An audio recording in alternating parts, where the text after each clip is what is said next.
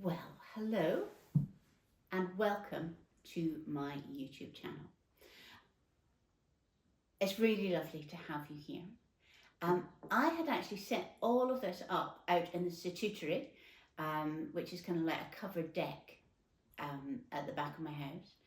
And then as soon as I pressed play, it started to pour and pour and pour, and you couldn't hear anything. So instead, I brought a little bit of the statutory, this lovely scented pelargonium, into here, and here we are. So grab yourself a cup of something and let's chat. So if you haven't been here before, my name is Jane and I'm a textile artist, gardener, teacher, based in the middle of Scotland. And every Friday I come here and I talk about creativity and gardening and seasonality and life. Welcome. Really big welcome, because I love doing this, and it's because people watch it that I can do it. So I wanted to start off today.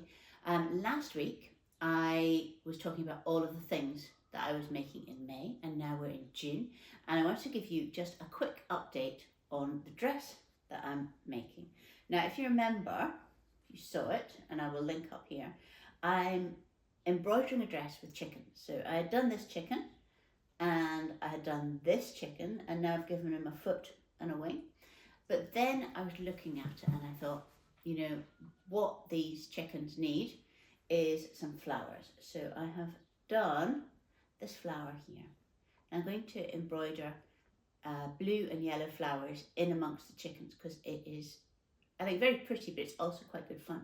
So I outlined the flower here in chain stitch, and then I'm putting kind of like a satin stitch, I suppose, line. It's slightly wonky in there to give it a bit more definition. Stem, it's got some leaves, and that is how I'm getting on with the dress so far. But mainly this week, I wanted to talk about something that I did at the weekend, which was quite outside my comfort zone, and which has changed my attitudes about some things. So at the weekend, I went off and I did a 2-day workshop on learning Reiki One. Now, some people will go, oh, you know, how's that outside your comfort zone? And some people will go, ooh, that's a bit weird. Reiki is a Japanese technique, would you say? Spirituality practice, maybe, which involves harnessing or tapping into universal energy so that you can bring it down and balance or heal, for mental healing, trauma healing, emotional healing, but also for physical healing. And that is what I spent the weekend doing. Reiki One is the one where you can learn to treat yourself and sort of friends and family. And then there is also a Reiki 2, which is if you wanted to set up a practice, you know, so that you're treating other people. And then Reiki Master, which does sound very, very Star Wars, is where you can train other people and attune them. So I think, why is this out of my comfort zone? Because I always think of myself as a really quite spiritual person. But all of my spirituality and my spiritual practices are all really land and place and universe, as in the stars, moons based. And it is all things that have come from inside me rather than tapping into any particular faith or external practice. And it's maybe good at this point to kind of start at the beginning, because before I moved here, I wasn't really spiritual at all. So we live in the middle of Scotland. It's about a mile and a half outside the village of Trimmen, and the land that we live on used to be part of Loch Lomond in the Ice Age. And we moved here in 2003, August 2003, after having had 2 years of living with really bad neighbours in our previous house. And it was kind of like a neighbour dispute that there was always a feeling of impending violence. And then in 2003, our neighbour threatened to run me over with the JCB, and it became very clear that that was not a safe place to live, and we were desperately trying to find somewhere to move to. And that was really difficult because we couldn't sell our other house because of the neighbour dispute. And when we viewed this land, this property, so 1980s bungalow, and it was the day after my birthday, so it was in May. It was, not dissimilar time to now. Immediately, I felt that this was a safe space, that the energy of it was very sheltering. There's lots of kind of like distant hills. You're on the edge of a valley. There's that whole kind of being taken care of vibe was going on. So we moved here in August of that year, and I had so many plans. I mean, when we moved here, there was none of the hedges, none of the trees. It was basically, there was a very tidy kind of garden with a lawn and a washing line and miniature conifers. And then there was a pony paddock that had a Highland cow in it and a horse. And that was all that was here, just like open. And I was growing cut flowers at the time. And I had this great big plan, I was going to cover all fields of flowers. So I was going to plant all of these amazing tulips, and I had plans for a heritage apple orchard down sort of like towards the edges of the property, and lots and lots of fancy heritage hens to do, ducks to do, all of my slug patrol. It was, I had lots and lots and lots of plants. And most of them, between, October and the end of the year, I got in place. I worked so hard. I had the whole thing laid out in beds. I planted thousands and thousands of tulips. We got all of these heritage apple trees, hundreds of years, old kind of varieties. We planted them on the slope where the studio is now. I bought all of these fancy chickens, fancy ducks, got everything on my to-do list ticked off.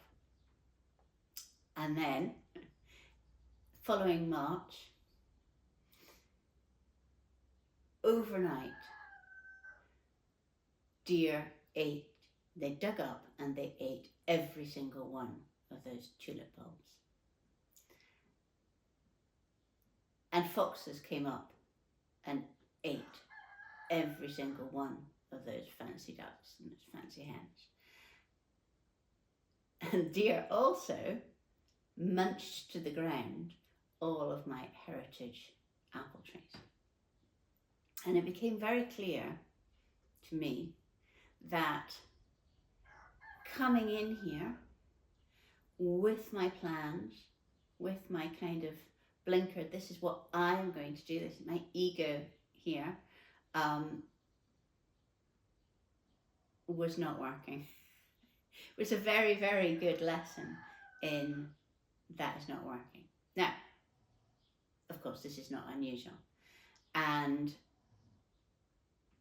one solution, and a solution that many people take, would have been to just fence the whole property, everything where I was going to grow, right the way down, past the apple trees, with a deer fence. Now, deer fences are really, really tall, they're very expensive, but more importantly for me, I didn't want the feeling of being closed in.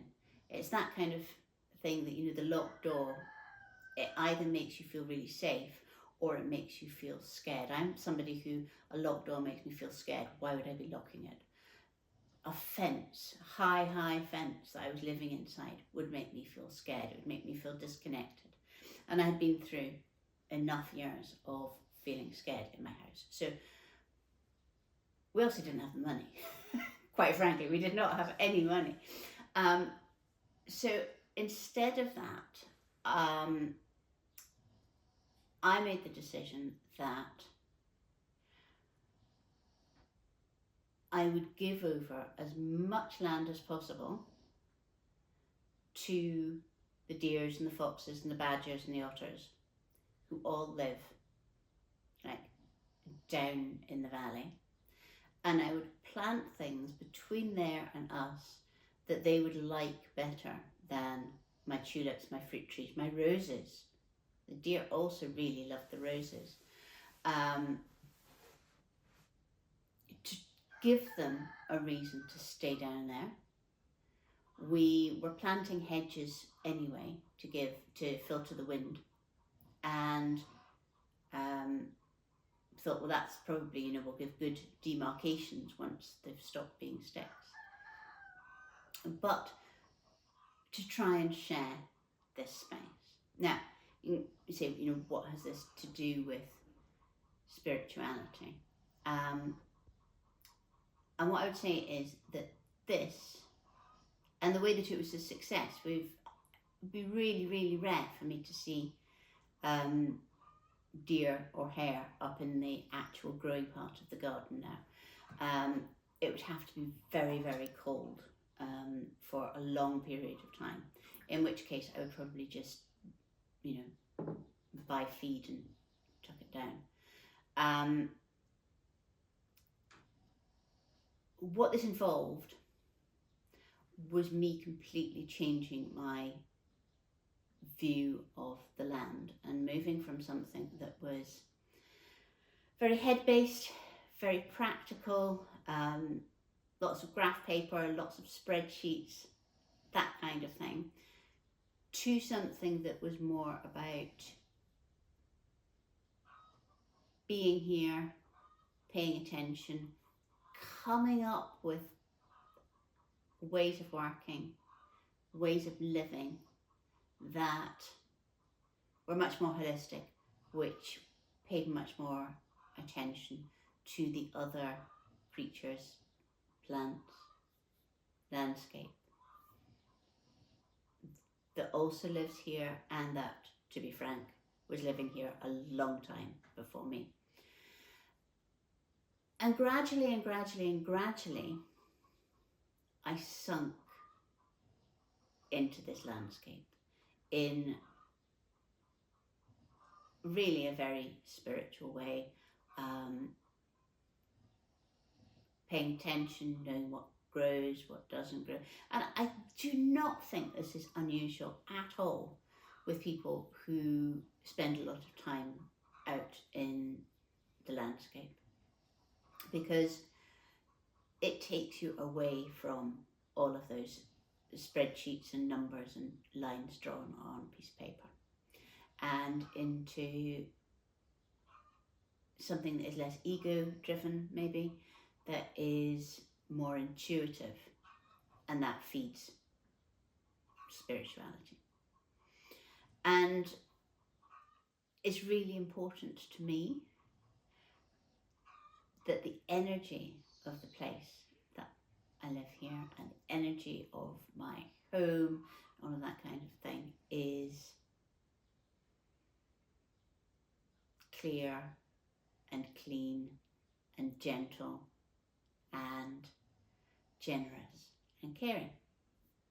So that is where I am with spirituality. And obviously, spirituality, and particularly sort of like non-faith-based spirituality, has become something that's talked about a lot more recently. And because human beings maybe like to put people in categories, I often would be described by people as, a hedge witch or a cottage witch, which seems to just mean somebody who is quite solitary and who knows how to make herbal teas and grow things and so on, and will set intentions by the moon. So there we are. So that is my spirituality, very home-based, very individual, not following anybody else's patterns, spending a lot of time sinking into the space. Whereas Reiki, as I saw it, was, well, first of all, it's Japanese, which is, quite far away from here. Secondly, it has a certain rules and program and formula and techniques. And thirdly, it involves going out of the house into a workshop to learn how to do it and meeting other people, and I find that quite scary. However, Reiki kind of found me. So last year, on my birthday, we went up north to a festival. And the day before the festival, I started to get this kind of like rash on my bra strap. And I thought, oh, that washing powder. I need to change that washing powder. And then by the time we got up to the festival, away from the potential of any medical treatment or pharmacy, I realised that this really sore rash was actually the start of shingles. And by the next day, I was in a great deal of pain, sort of like referred nerve pain. Now, as my treat to myself, because it was my birthday, I had pre-booked a massage. And it was quite clear that with all of this shingles pain, there was no way that anybody could touch me. So I contacted the woman who was going to be giving the massage, and she suggested that rather than just cancel altogether, I tried Reiki. And I was kind of like, it's that thing where they hover their hands. Well, that's fine. I'll just lie down and it's nice and warm because it was raining outside. And that's fine. And the treatment, although on that occasion it wasn't, amazingly wild or anything, it was so relaxing and so calming and so gentle, and it was exactly what I needed to get me through the next 2 days of a festival with shingles and no proper pain relief. But then, I completely forgot about it, and I continued to go for massages to Carrie, who is the young woman who gives me massages. And I was needing to go for massages because I have a chronic shoulder pain, which I got from using a sewing machine too much when I used to embroider thousands and thousands and thousands of little appliques. So every month I go for a massage with Carrie. Then, at the beginning of this year, I decided to swap the kind of visual meditation that I have done for a number of years for a kind of more breathwork meditation. I was finding that no matter how much I tried, the news was filtering into my visualizations and really making them quite they were distressing. which is not really the point of them. So I thought what I need to do is I need to completely clear my mind and take breath meditation. So it's not something I'm naturally good at. I have a very, very busy brain. But I tried it. So I did this, and about 3 or 4 weeks into it, I started to feel as though somebody was doing this on my head, or actually as though I had my glasses on my head. And I thought, well, maybe it's a posture. I changed that, I did some Googling, nothing would change it. And it wasn't sore or anything, it was just a little bit disconcerting. So the next time I was in seeing Carrie for my massage, I mentioned it to her. And she said, well, I think that, it might just be an energy thing. Let's try some Reiki.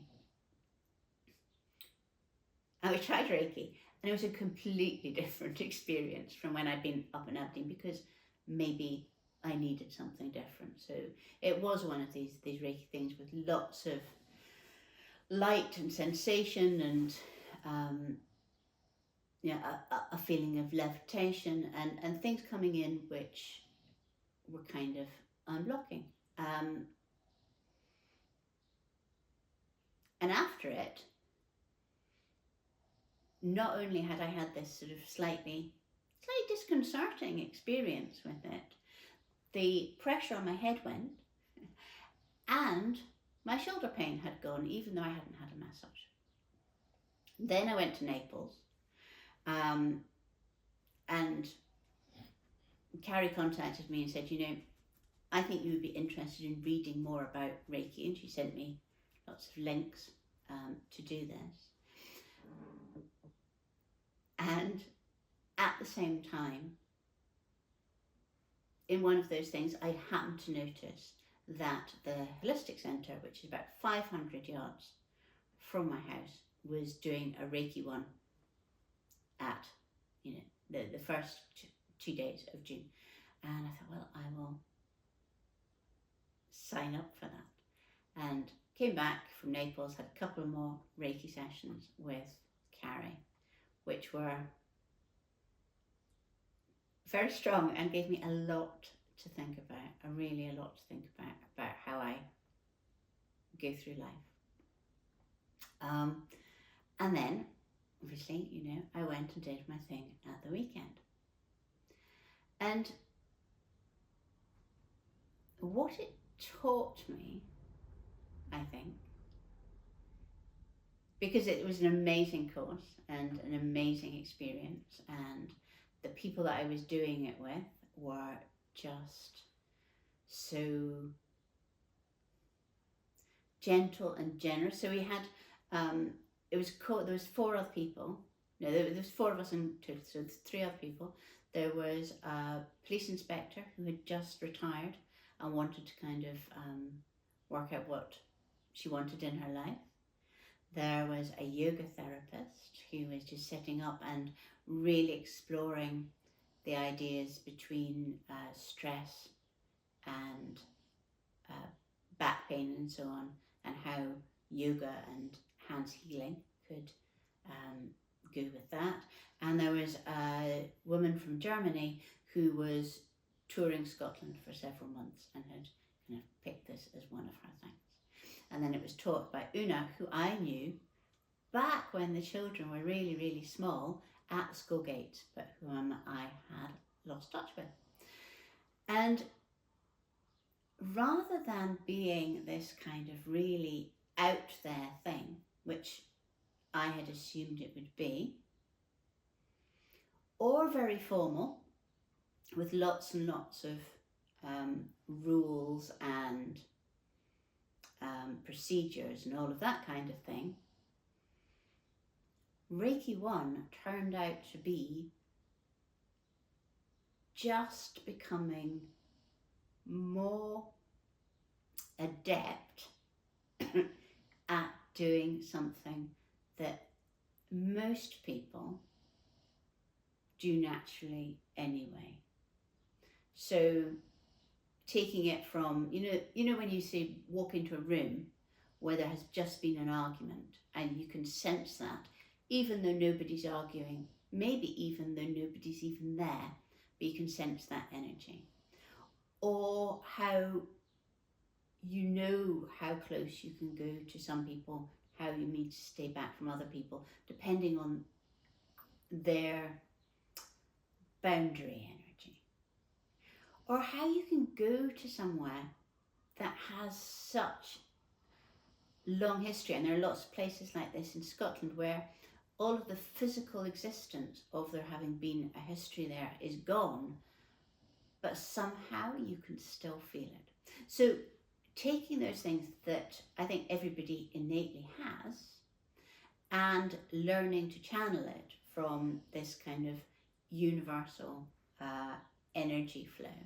Really, that's a very alienating way of saying it, I think, for many people, but the idea that there is energy all around us, and learning how to take that and work with it in a more deliberate way. And if you think about it like that, I don't think that it belongs to any culture or exclusively. So Reiki was initially done in Japan, but has been very much kind of adopted and changed in the West, particularly in America. But it has similarities to the connecting into energy in so many other faiths or cultures and things. And this is because it is a universal thing.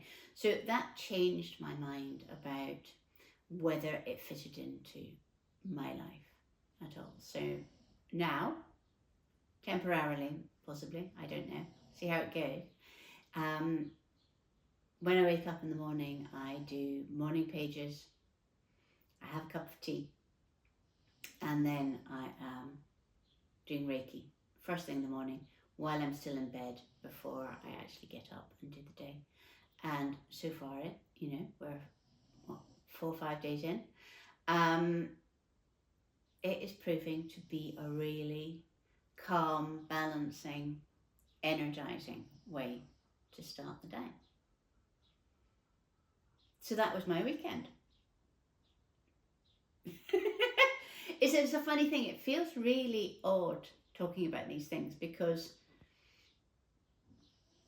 my spirituality has always been so private. Things that I do, they're very private.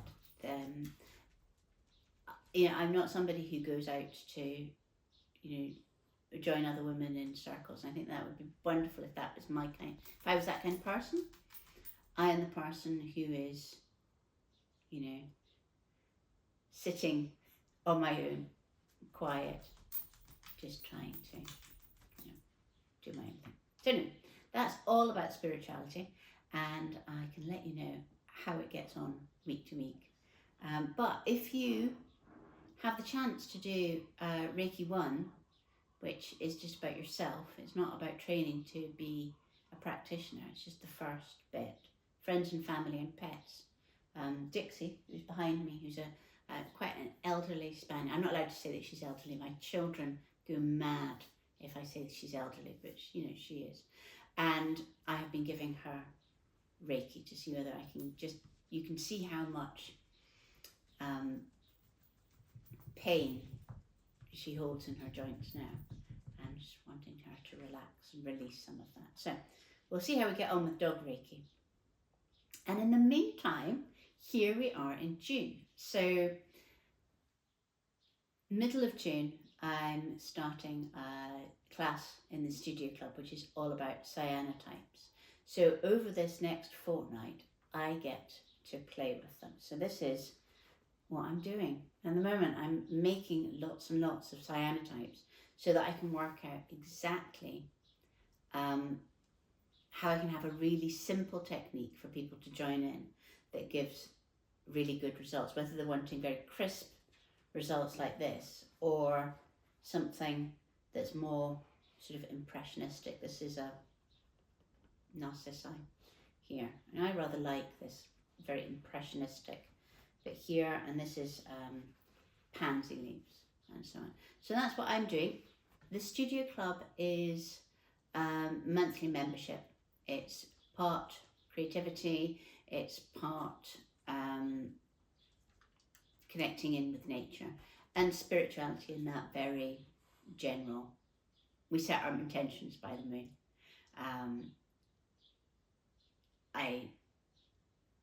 We set our intentions by the moon. That's pretty much it. So creativity, seasonality, nature, the landscape, making things with nature, and setting intentions every new moon. That is a Studio Club. If you're interested in that, the details are underneath that. And so now I think this is going to be one of these videos I get a massive vulnerability kickback off, because it's not something that I talk about to many people. And I have a number of friends who would watch this and think it was complete bonkers. But then, they think a lot of things I do are complete bonkers, and they still love me. So that's fine. So until next week, I'm going to say bye-bye, and I hope you have a fantastic week.